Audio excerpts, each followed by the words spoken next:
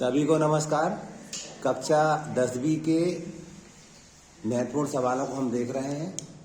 मैंने बोर्ड पर 14 प्रश्न लिख रखे हैं। इसी टाइप से हम 14 प्रश्नों का अभ्यास करते रहेंगे परीक्षा का। पहला क्वेश्चन था हमें दो संख्याओं का महत्तम दिया था, हमें लघुत्तम ज्ञात करना था। हमें मालूम था दो संख्याओं के महत्तम और लघुत्तम का संख्या गुणनफल के बराबर होता है। इस तथ्य का हम यूज करके सवाल को करेंगे। तो मान लीजिए हमारे पास दो संख्या ए भी है, तो हम ऐसा कहेंगे दो संख्याओं का जो महत्तम होता है और लघुत्तम होता है उनका गुणा उन संख्याओं को गुणनफल के बराबर होता है। ये हम सूत्र जानेंगे। एचसीएफ और एलसीएम बराबर दो संख्या गुणनफल, ऐसा हम जानते हैं। अब देखिएगा एचसीएफ हमें क्या दिया था 9, इसका मान 9 दे रहा है। एलसीएम हमें ज्ञात करना था, क्योंकि संख्या कौन कौन सी ज्ञात करना था, 306 का और 657 का लिख सकते हैं। और a गुण b, a क्या है, पहली संख्या हमारे पास 306 है और दूसरी वाली हमारे पास 657। पहले फॉर्मूला था और फिर वैल्यू पुट कर दी। अब इसको हम क्या करेंगे, एलसीएम निकालना है। चाहो तो इससे इसको काट सकते हैं, बराबर दो तरफ कर सकता है, और चाहो तो बटे को ले जाकर काट सकते हैं। बटों को ले जाकर मैं काटने जा रहा हूँ। देखिएगा एलसीएम बराबर एलसीएम 306 इंटू 657 का बराबर 306 गुण 657 बटे में कितना आया अपना 9 आया। अब क्या करेंगे, इस 9 को इससे काटेंगे।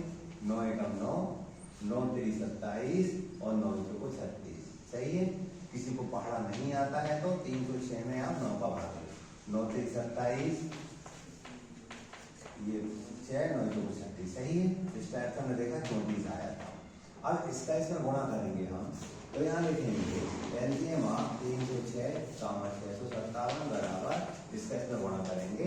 रफ में आप 657 में 34 का गुणा करिए। 4 7 28 से 8 आता है 2, 4 से 20 और 22 से 2 आता है 2, और 4 से 24 और 2 26। सही है। 3 7 21 में आता है 2, 3 5 15 और 2 17 का आता है 1, और 3 8 19, 8 3 7 3 आता है 1, 12 2 आता है 22 338। ये 22,338 आता है। ये हमारा आंसर होगा सवाल नंबर 1 का हल हुआ। अब दूसरा देखेंगे आप, एक द्विघात बहुपद हमें ज्ञात करना, जिसके शून्य का ऊपर गुणनफल दे रखा था। हमें इसके लिए मालूम था जब भी हम द्विघात बहुपद बनाते हैं तो बहुपद बनाने का सूत्र होता है हमारा x की घात 2 ऋण शून्यकों का योगफल, शून्यकों का योग या योगफल चलेगा, इंटू x धन शून्यकों का गुणनफल, शून्यकों का गुणन।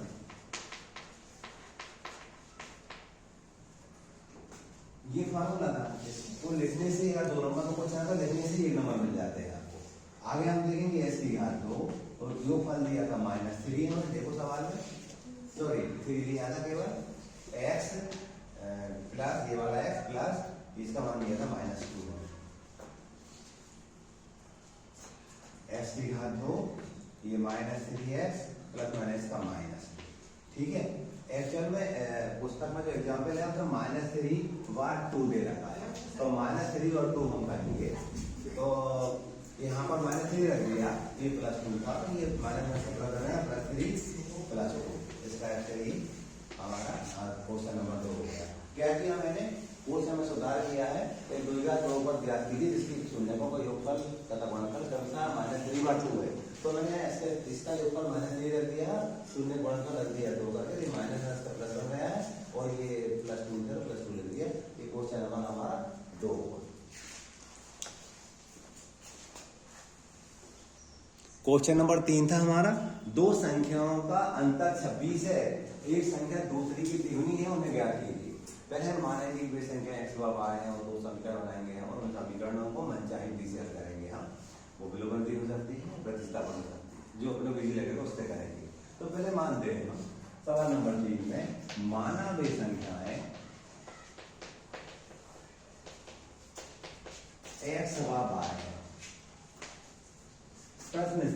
प्रश्न क्या कहता है, दोनों का अंतर है घटाना 26 है। ये समीकरण एक बार गया। क्लियर।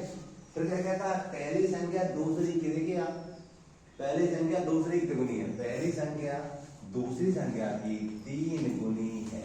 ये समीकरण नंबर 2। अब क्या करेंगे, हमें प्रतिस्थापन से हल होते आसानी से हल होते दिख रहा है।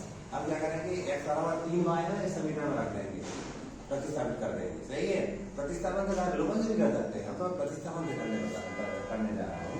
यहाँ पर लिखेंगे समीकरण 1 में समीकरण 2 से x का मान रखने पर, मान प्रतिस्थापित करने पर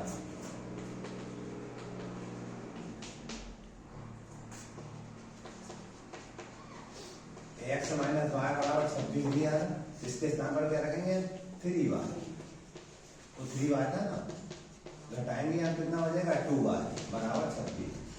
सही है, यहाँ पर y बराबर 26 बटे, ये 2 गुना का इधर आ गया तो भाग कर देंगे। ऑप्शन कर दिया हमने, y बराबर सो काटा 2 1 2 2 1 2 दिए थे 13 है। अब क्या करेंगे हम, समीकरण 2 में y बराबर 13 प्रतिस्थापित करने पर, रखने पर क्या था समीकरण हमारा, x बराबर 3y था, ये समीकरण 2 था। इसमें y के स्थान पर 13 रख देंगे, x बराबर 13 3 40, या कोई भी संख्या गुणा का होता है। अब क्या लिखेंगे हम, अतः वे संख्याएं 39 व 13 है, और उत्तर लिख देंगे। ठीक है, सवाल नंबर हमारा 3 हुआ। महत्वपूर्ण सवाल है। क्वेश्चन नंबर 4, के किस मान के लिए द्विघात समीकरण दे रखा था कि 2 मूल बराबर और वास्तविक होंगे। तो हम कहते हैं समीकरण को हम लिखते हैं पहले 2x की घात 2 धन kx धन 3। वो कह रहे हैं के किस मान के लिए इस समीकरण के मूल बराबर व वास्तविक होंगे। सवाल क्या कह रहा है, के किस मान के लिए ये द्विघात समीकरण के मूल बराबर व वास्तविक होंगे। हमें मालूम है इस द्विघात समीकरण के मूल बराबर वास्तविक कब होते हैं, जब d का मान 0 के बराबर होता है। जो व्यक्तिगत होता है वो 0 के बराबर होता है, तब हम कहते हैं मूल बराबर होते हैं। वो सूत्र को लगाएंगे तो पहले हम इस द्विघात समीकरण की वो मानक द्विघात समीकरण होता है, उससे तुलना करके एबीसी के मान निकालते हैं। पर हम जानते थे कि जो द्विघात समीकरण होता था as की घात 2 धन bf धन c बराबर 0, ये द्विघात समीकरण का मानक रूप होता है। इससे तुलना करते हैं तो एबीसी के मान मिलते हैं। तो हम देख रहे हैं ऐसे यहाँ से गुणांक यहाँ पर a है, यहाँ 2 है तो ये बराबर 2 हो गया। यहाँ ऐसा गुणांक k है, वहां पर b का b बराबर k हो गया, और c बराबर 3 हो। इसको लिखना जरूरी नहीं है, समझाने के लिए लिखा है कि हम इस प्रकार से इस तरीके से तुलना करते हैं, एबीसी मिलते हैं। कंडीशन दे रखी थी द्विघात के मूल बराबर हो, हम कहते हैं द्विघात के मूल बराबर कब होंगे, जब डी का मान 0 होगा। डी मतलब डिस्क्रिमिनेंट, तो हम वो डी क्या होता था हमारा, बी स्क्वायर माइनस 4 ये होता था। तो ये अगर 0 होगा ना तो मूल बराबर का वास्तविक होंगे। तो हम देख रहे हैं यहाँ बी का मान k का, तो k का वर्ग ले लिया 4, a का मान था 2, c का मान था हमारे पास 3। यहाँ कोई निशान नहीं है, गुणा का होता है। k की घात 2 4 दूनी 8 3 24 बराबर 0।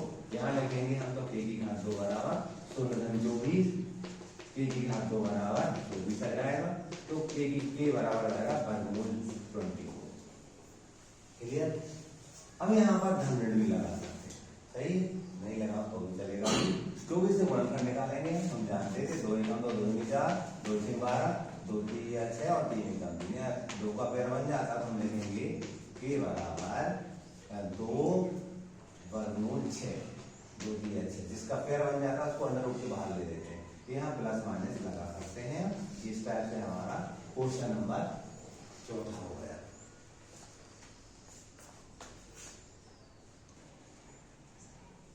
क्वेश्चन नंबर हमारा 5 आता है।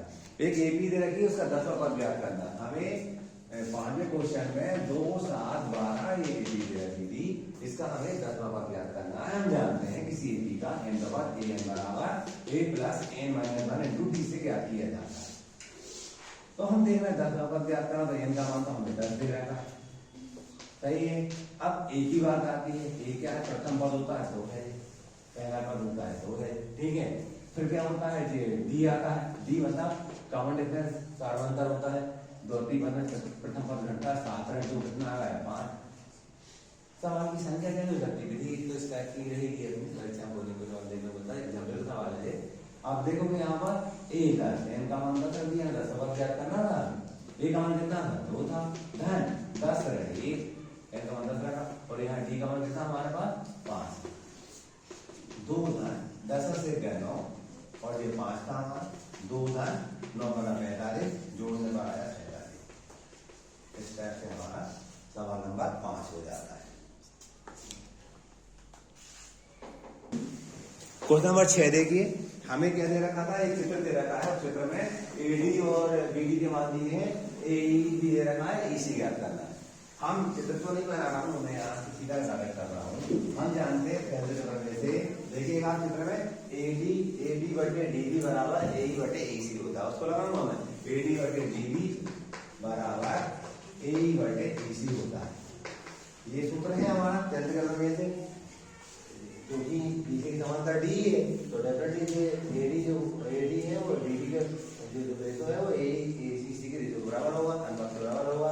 तो ये इसका मान एडी का मान 1.5 दे रखा था, और डीबी का मान क्या दे रखा था? हमें 3 दे रखा था, बराबर एडी क्या दे रखा था? 1, और ईसी हमें ज्ञात करना था। तो देखिए 10 हटाएंगे तो 1 बढ़ जाएगा, यहाँ काटेंगे 15 एकम 15 और 15 10 हटा देना। अब फिर कोना करेंगे हम इसका, इससे इसी एकम इसी, यहाँ पर 2 एकम, ये हमारा सेंटीमीटर लग देंगे। ये हमारा आंसर होगा क्वेश्चन नंबर 6 हो गया।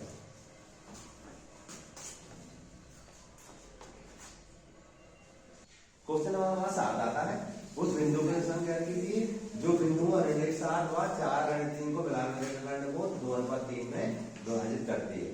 तो हम देखिएगा, हम मान ले रहे हैं 7वें क्वेश्चन के लिए, ये एक रेखा है, एक बिंदु जे मान ले रहे हैं, जे बी मान ले रहे हैं, यहाँ पर कहीं कोई सी बिंदु है।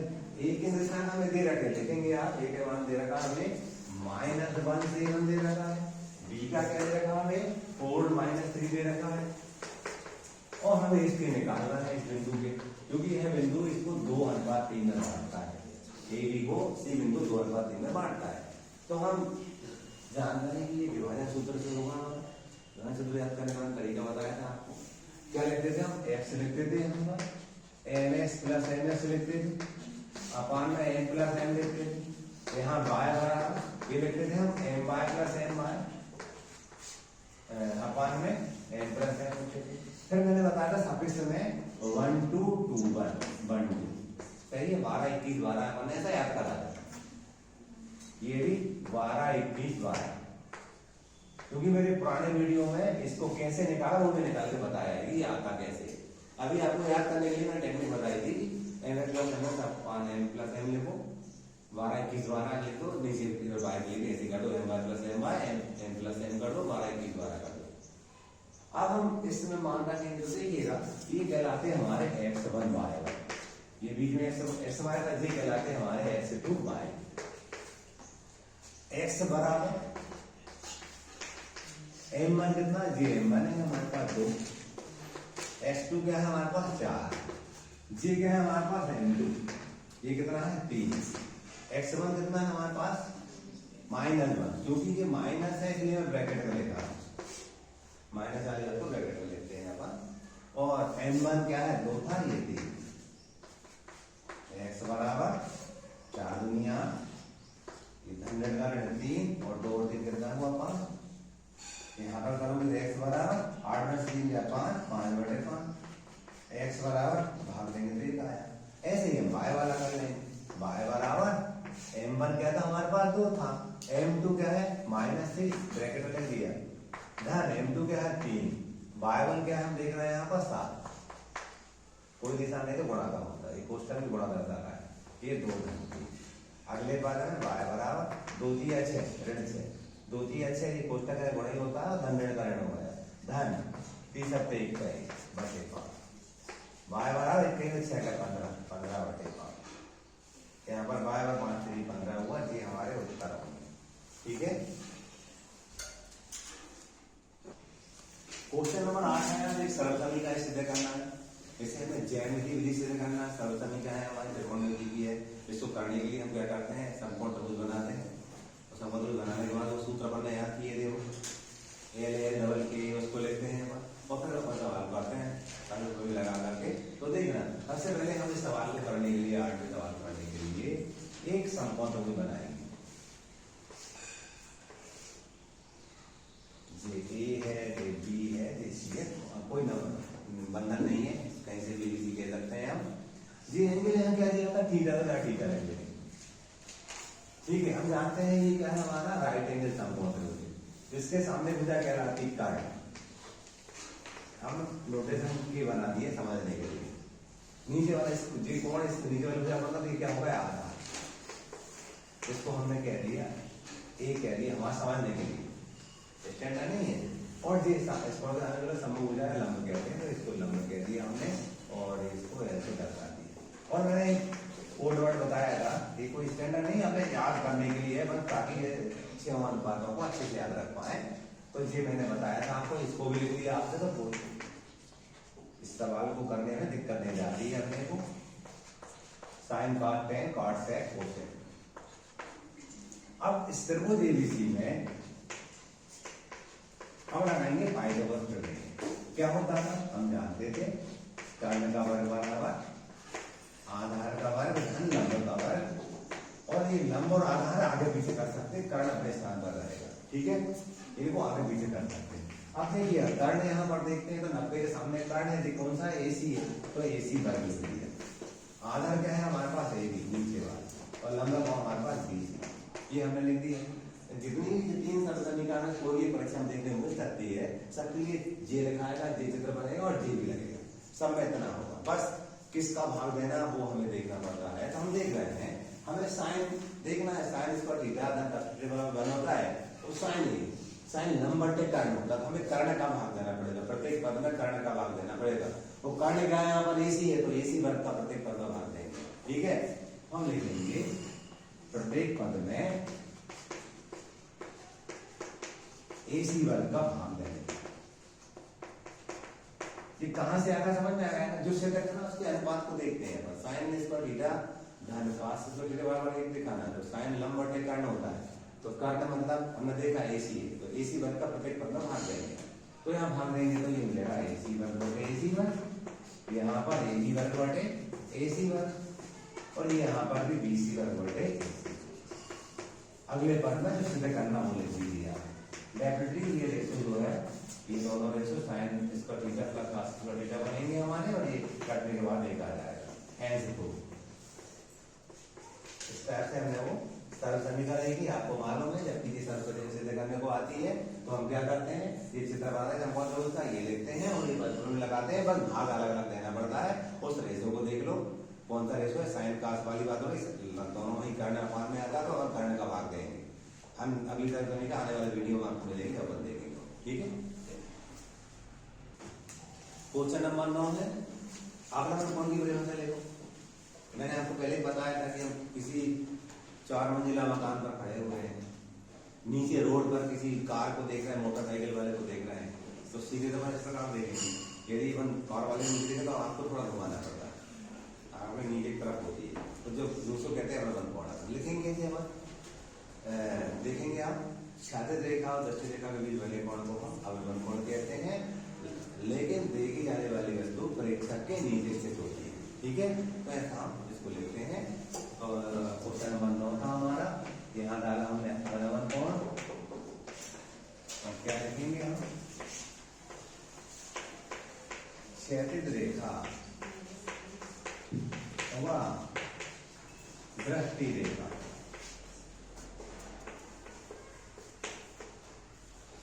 के बीच के कोण को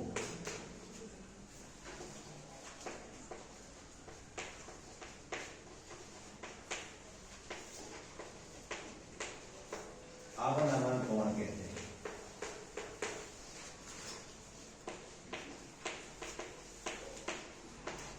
जबकि देखी जाने वाली वस्तु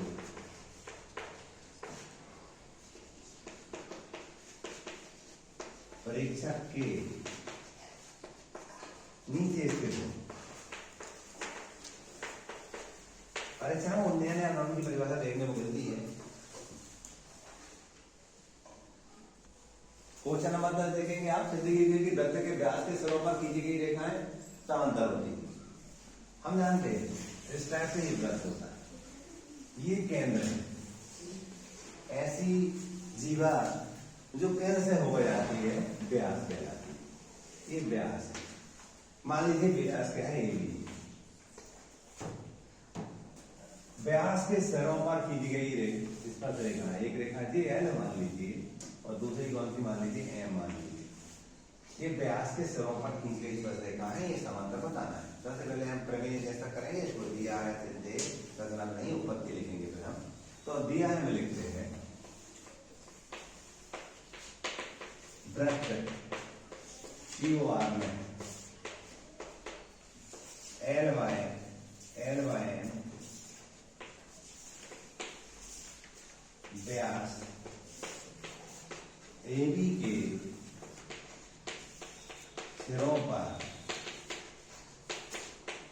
खींची गई स्पर्श रेखा है। ठीक है, सिद्ध करना है, सिद्ध एल समानता है, एल और एम समानता है, ये बताना है। उत्पत्ति मान ले रहे हैं ये कोण x है हमारा और ये वाला कोण y है, ये x मान लिया हमने और ये y मान लिया। तो हम लिखेंगे यहाँ कोण x बराबर 90 अंश, समीकरण नंबर 1। क्यों है बराबर, क्यों है?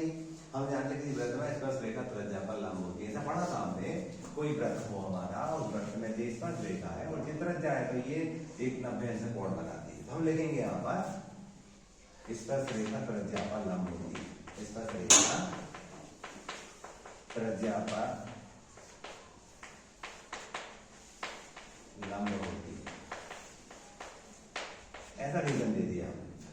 जैसे ही कोण y बराबर 90 है, यही रीजन दे देंगे हम, स्पर्श रेखा त्रिज्या पर लंब होती है।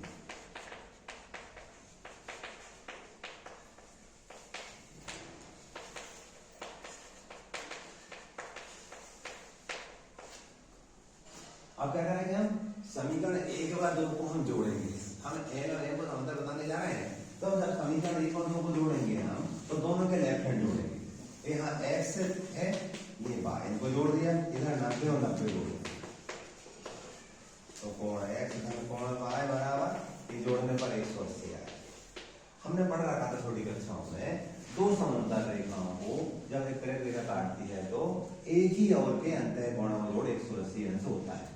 अब तो ये देखो आप x और y, एल और एम के एक ही उनके अंदर कोण लोग है और उनका योग 180 बता दिए, तो डेफिनेटली एल और एम समांतर होंगे। तो हम लिखेंगे अर्थात एल समांतर है ना, एल ध्रुव। जो स्टेटमेंट में बोला उस बाजू में उसको ले सकते, नहीं लिखोगे तब भी चलेगा। ठीक है, अगला क्वेश्चन था हमारा 6 सेंटीमीटर त्रिज्या वाले वृत्त के त्रिज्याखंड का क्षेत्रफल ज्ञात करना था। और इस क्वेश्चन में हम क्वेश्चन नंबर हमारा ये 11 था, 6 सेंटीमीटर त्रिज्या वाले वृत्त के एक त्रिज्याखंड का क्षेत्रफल ज्ञात करना, जिसका कोण 60 अंश का है। तो चित्र में समझाने के लिए बना रहा हूं आपको, बनाना नहीं है, बना दो तो कोई दिक्कत नहीं है। ये वृत्त है, ये त्रिज्या 6 सेंटीमीटर की है, 6 सेंटीमीटर त्रिज्या दी है, तो ये कोण दिया 60 अंश। हमें त्रिज्याखंड का क्षेत्रफल ये ज्ञात करना है पूरा। ठीक है, हम जानते हैं। पहले हम लिखते सवाल के लिए r बराबर हमें दे रखा है 6 सेंटीमीटर और थीटा बराबर हमें दे रखा है 60। हमें वृत्त के त्रिज्याखंड का क्षेत्रफल ज्ञात करना है, वृत्त के त्रिज्याखंड का क्षेत्रफल। हमने वृत्त से तो याद किया था, पाई या वर्ग होता था, इसमें थीटा बटे 360 और लगा था। अब देखिएगा पाई का मान 22/7 होता है, आर का मान 6 दिया, 6 गुणित 6, थीटा का मान 60 बटे 360। इस सूत्र पे सवाल कोई ना कोई मिलेगा, विधि यही रहती करने की। सूत्र याद है, मान रखो, सूत्र लिखो, मान रख दो, आंसर आ जाता है। अब देखो सोने से कम पड़ गया, 6 कम 6, 6 6 कम 6, 6 कम 6। अब नहीं कट रहा है तो ना काटो, गुणा करके ले लो, 6 दूनी 12 के 2 आता है 1, 12 132/7 वर्ग सेंटी जो कि क्षेत्र की इकाई वर्ग होती है। इस टाइप से हमारा क्वेश्चन नंबर 11 हो जाता है। मैंने लॉस्ट क्लास के अध्याय के छोटे छोटे सवाल लिए हैं, आने वाले वीडियो में थोड़े बड़े सवाल मिलेंगे। तो देखना क्वेश्चन नंबर 12 से हमको क्या आयतन का सूत्र लेते हैं। हमने बेलन आयतन याद किया था पाई आर स्क्वायर, जिसमें 1/3 लगा देंगे, शंकु हो जाएगा। फिर हमने कहा बहुलक ज्ञात करने को, कल एक सवाल देखा था हमने, बहुलक का सूत्र बड़ा इंपॉर्टेंट है, आता ही है एग्जाम में, तो वो हम सवाल आता है उसका, तो उसको हम देखेंगे। और एक प्रायिकता का सूत्र था, तो हम देख रहे थे सवाल नंबर 12 की बात कर रहे थे। तो 12 में क्या था, शंकु का आयतन, शंकु का आयतन। हमें मालूम है बेलन का आयतन क्या होता है हमारा, पाई आर स्क्वायर एच होता है, इसमें 1/3 लगा आंसर हो जाता है। दूसरा हमारा 13 नंबर क्वेश्चन था हमारा बहुलक ज्ञात करने का सूत्र। इसको मैंने कई बार बताया आपको।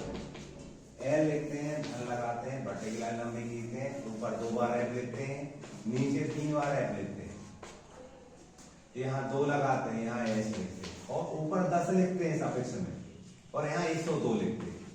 वही चलता 10 2 और बढ़ गया है, तो माइनस लगाते हैं। ये बहुलक ज्ञात करने का सूत्र हो जाता है। महत्वपूर्ण सवाल परीक्षा में 4 नंबर मिलता है, इसका सूत्र बन जाता है, तो सवाल भी पूरा अच्छे से हो जाता है। इसके बाद देखिएगा 14, इसमें भी क्वेश्चन बनते आता है, पी धन पी नहीं बराबर 1 होगा।